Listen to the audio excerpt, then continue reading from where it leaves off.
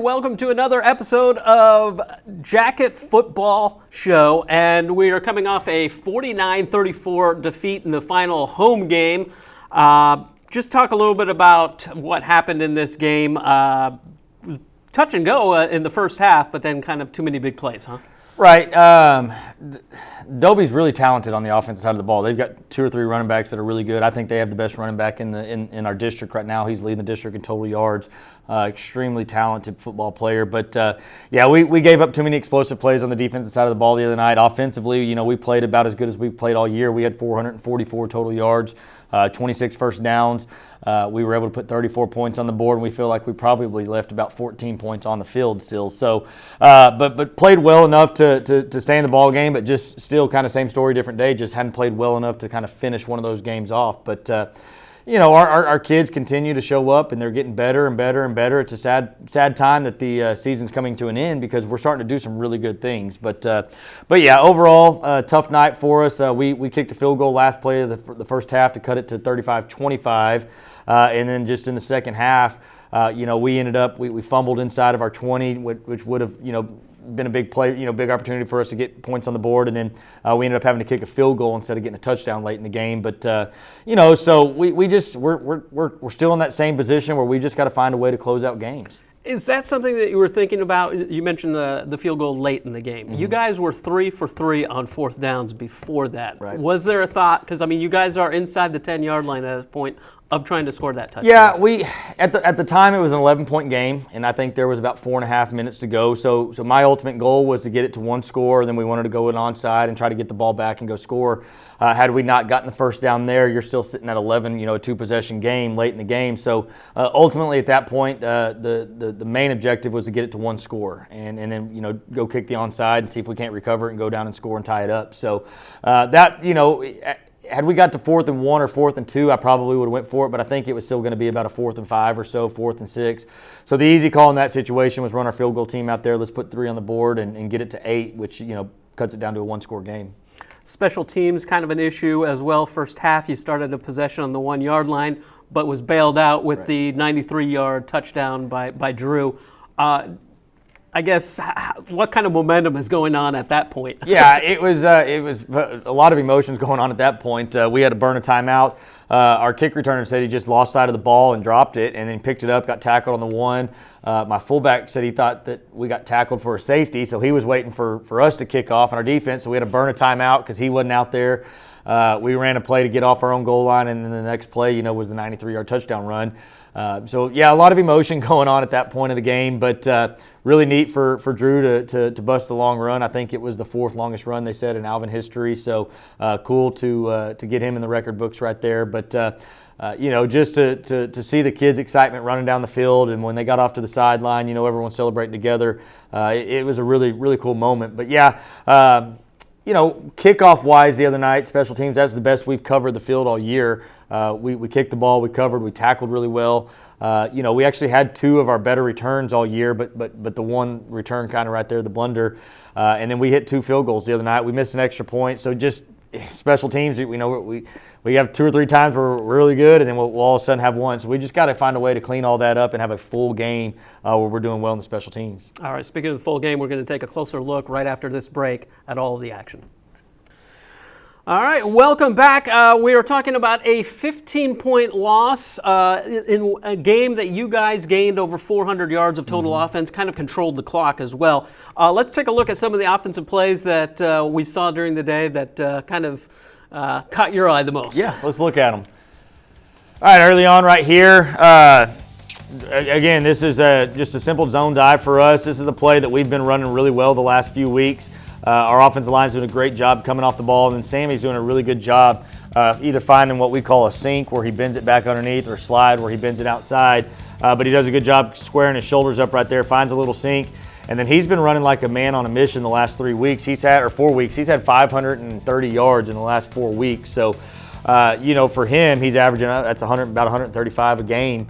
He had 212 yards on 31 carries the other night, and I think the thing I'm most proud of with him is he told me, he said, I just try to leave it all out on the field every week. So he's got an outside shot at getting to 1,000 this year. He's 137 yards away, so we're going to try to get him there this Friday night if we can, because anytime you can have a 1,000-yard rusher, that's a pretty cool deal. But obviously, those 530 yards wouldn't be possible without those guys blocking up front and doing their part on it.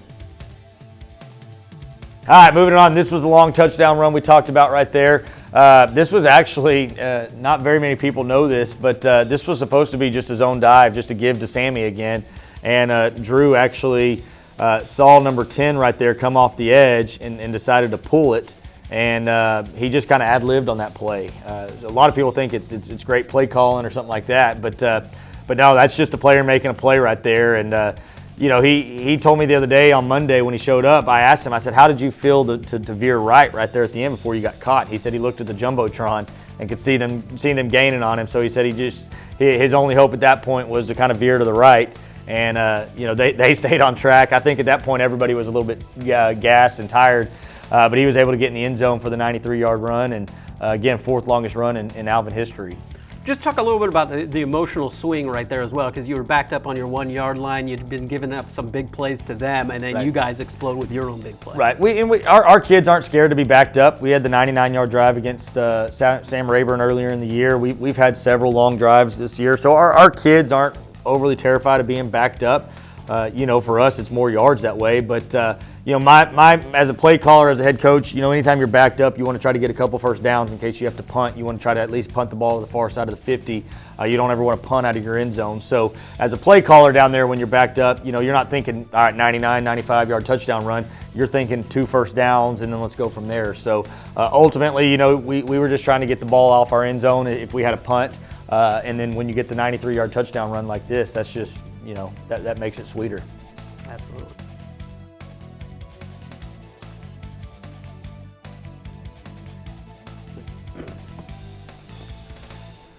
All right, this was, I think, our second longest run of the night. This was, again, there he is right there, Sammy breaking tackle after tackle after tackle. I don't know how many tackles he broke on that play, but I think it ended up being a 30-something yard run. But yeah, just again, simple zone dive for us.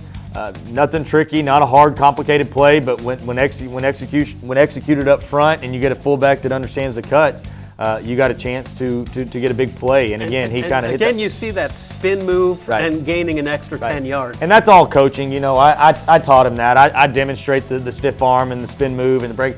That's just exactly what I coached him to do. But no, I'm obviously joking. That's just my job is to get him the ball, and after that, let him go be a football player. And he's really good, like you said, with the ball in his hand. And again, there's probably 30 yards after contact on this play. And what you got to love as well, he puts 2 hands on the ball, because even though he is trying to gather extra yards, he doesn't lose ball control. Right, and that's what we say TPC, tuck, pin, and cover, and so he does a good job tucking the ball, protecting the ball, and then covering it up. So, pinning the ball, and then covering it up right there as he feels contact.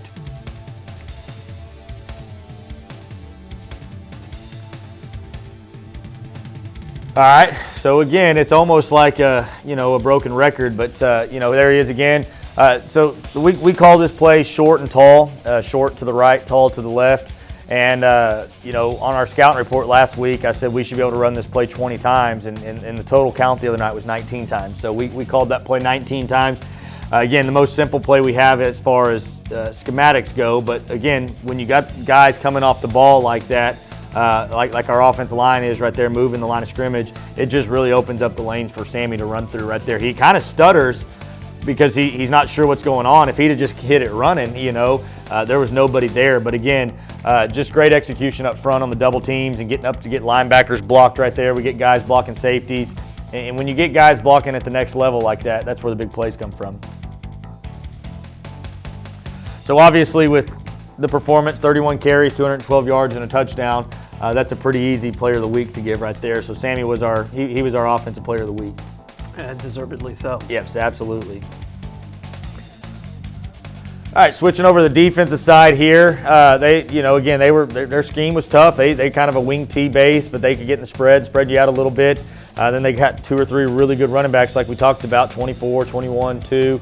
And then they were big up front. So they try to run the counter right here. Hodson does a great job, number 4, blowing up the puller.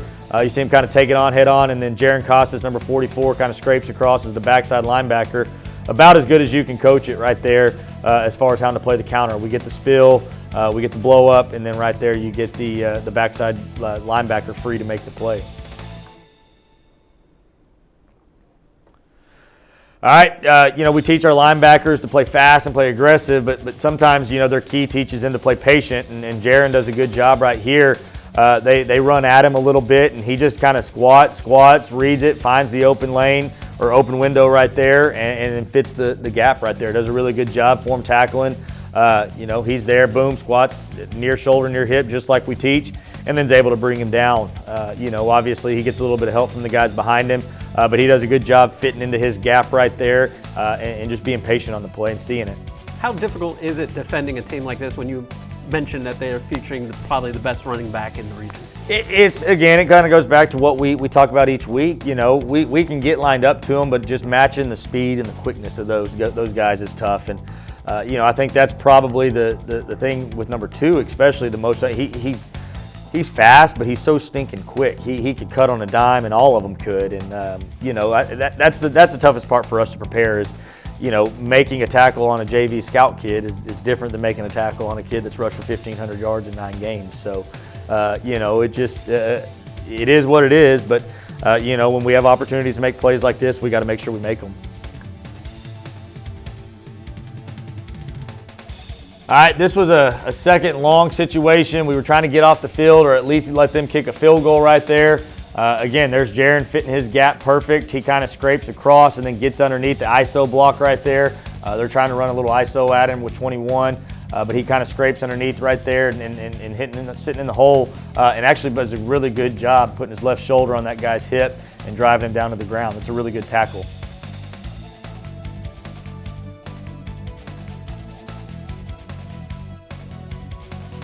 All right, just kind of an awkward play fake right there. This was, at this point, we had just fumbled. It was an 11-point game. We were going in to try to score, make it a 1-score game. We fumbled. This was 2 plays later. They dumped it out in the flat. Will Mauerhang gets his hand on the guy, and then Ethan Evans comes up behind him and pops him, and the ball breaks free, and then Jaron Casas is there to fall on it for his first fumble recovery of the year.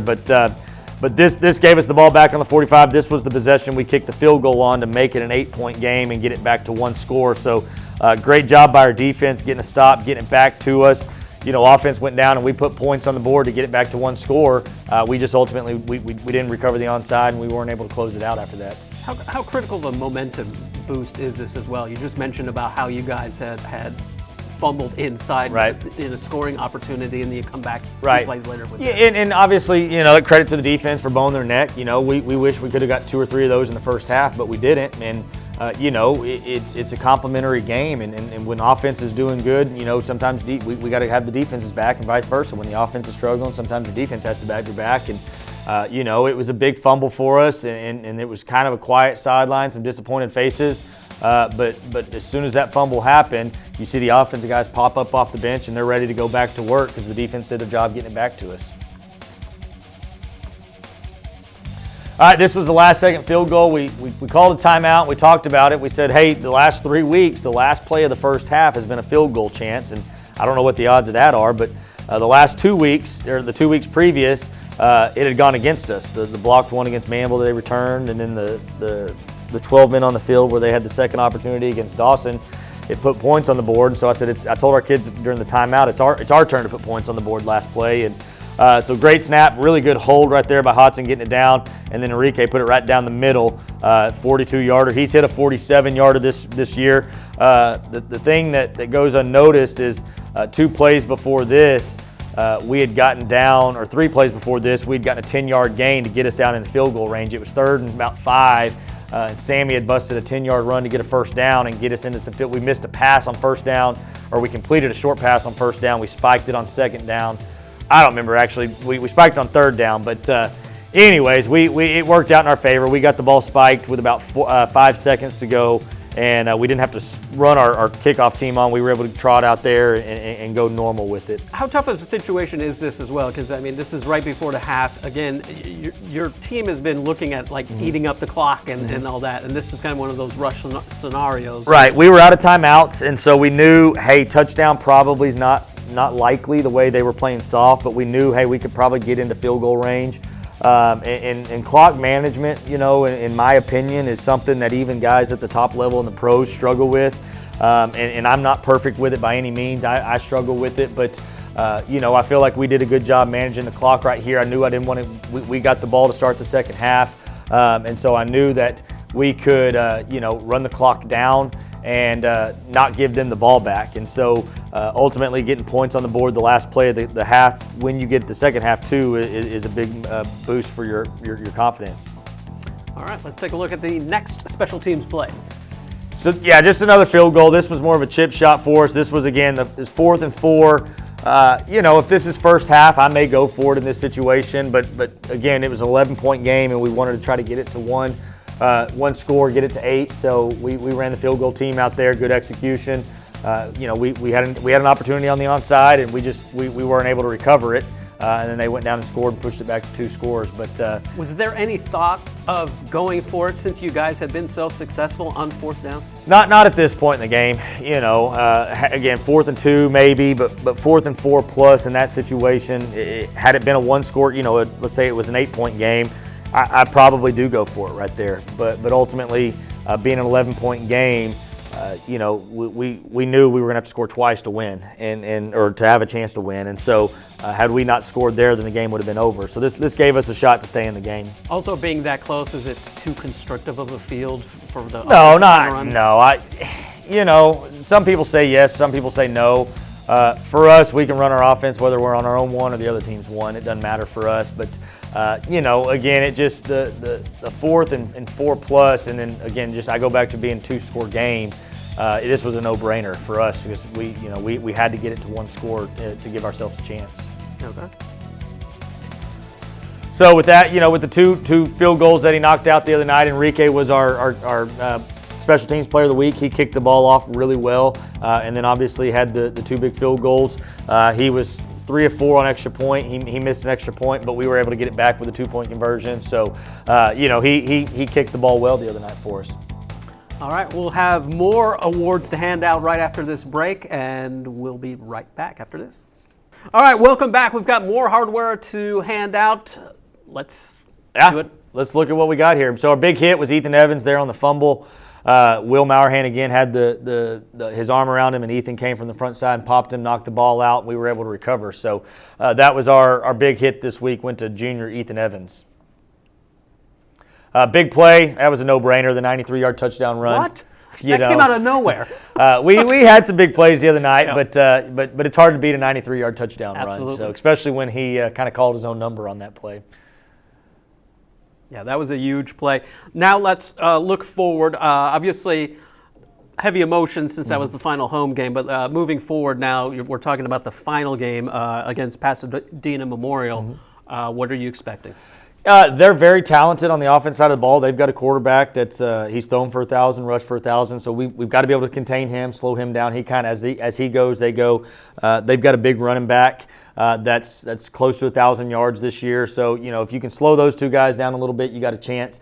Defensively, they've had some injuries over there. They're playing a bunch of young sophomores. So defensively, they struggle a little bit. So for us, hopefully we can take advantage on the offensive side of the ball, being able to move it, control the clock like we've been trying to do the last few weeks, but we just got to come up with those couple stops that we need to kind of come out on the other side of the victory, or other side of the scoreboard with a victory. But it's going to be a good game. Last time we went over to Pasadena and played Memorial was 2021, my first year. We beat them, I think, 42-14, something like that. We played really well that night, and so our kids typically play well over at that stadium. So we hope we can go over Friday night and go out and play well, one last time. What are the things that you're saying to the kids as well? I mean, obviously they're putting out great effort, right, controlling the clock, doing a lot of the things that you would like to see, yet they're not coming out on the victory side of the ball. But what kind of things are you saying to them to try to keep them up and keep them motivated and keep their heads up high? Yeah, that's always a challenge, especially with seniors who can kind of start to see the light at the end of the tunnel, and they're not getting the reward for the hard work. And what I tell them week in and week out is trust the process. Eventually, the process is going to love you back. And at some point in their life, whether it's this week against Memorial or 25 years down the road, something good is going to happen to these kids who have stuck it out, who have shown up every single day, who have bought in. They're they're learning teamwork. They're learning how to deal with adversity. They're learning resiliency. They're learning all these life lessons on things that can help them later on in life, whether it be with their family, with their job, with their career, whatever it is. We hope that they're able to learn some things through the game of football and some of the struggles they faced this year. But ultimately, they want to win, and we do too. And that's why we show up every day. That's why we practice. That's why we work is to go win football games. And so I hope for our kids that they can go out and get that reward this week and find a way to win. Yeah, hopefully. Let's find a way to end with a W. And that does it for this show, unless you have anything else that you'd like to add. No, sir. I appreciate you filling in again, and really proud of our kids, and really proud of for them to continue to show up and do what we're asking them as coaches. The school of Alvin, the community of Alvin, they should be proud of these kids. They should. All right. Well, thanks for joining us for another episode, and we will see you next week. So, Jacket Pride. Jacket Pride never dies.